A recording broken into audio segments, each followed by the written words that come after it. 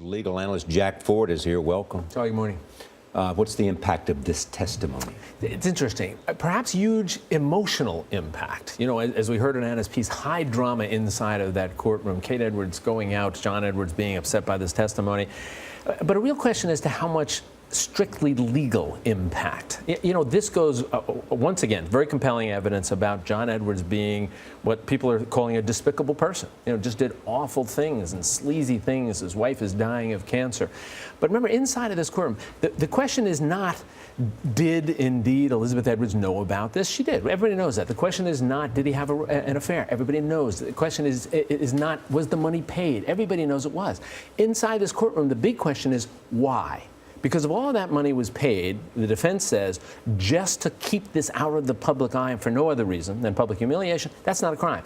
If it was paid, as the prosecution says, to do all that to buttress his chances of becoming the president, then they say that's a campaign violation. So all of these facts that are coming out now, emotionally, they're going to have an impact. Jurors are going to look at him, and if they don't already dislike him, I think they really will after this. But the question becomes, legally, what does it mean? So could that in any way then backfire in the prosecution, because they do seem to be having this sort of emotional buildup that technically no one's supposed to consider? That's a great question, because jurors are going to be told, don't decide this case based upon emotion alone. You have to look at the facts. So even though they might actively dislike John Edwards, they're being told to look at the facts.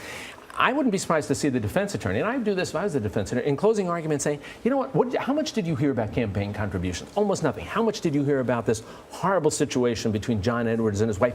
That's all the testimony you heard. And I would expect the defense attorneys to say, that's just wrong. That's not what this case is all about. And you know what, the prosecution should be ashamed of themselves for simply attacking this family over and over again instead of focusing on the legal issues.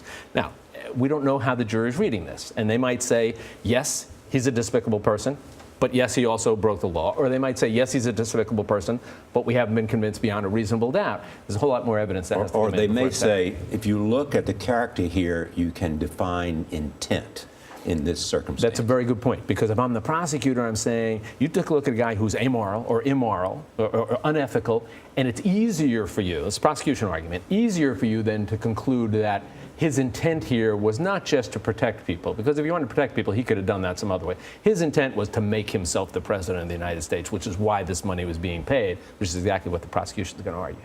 Jack Ford, thank you very much. Great to see you.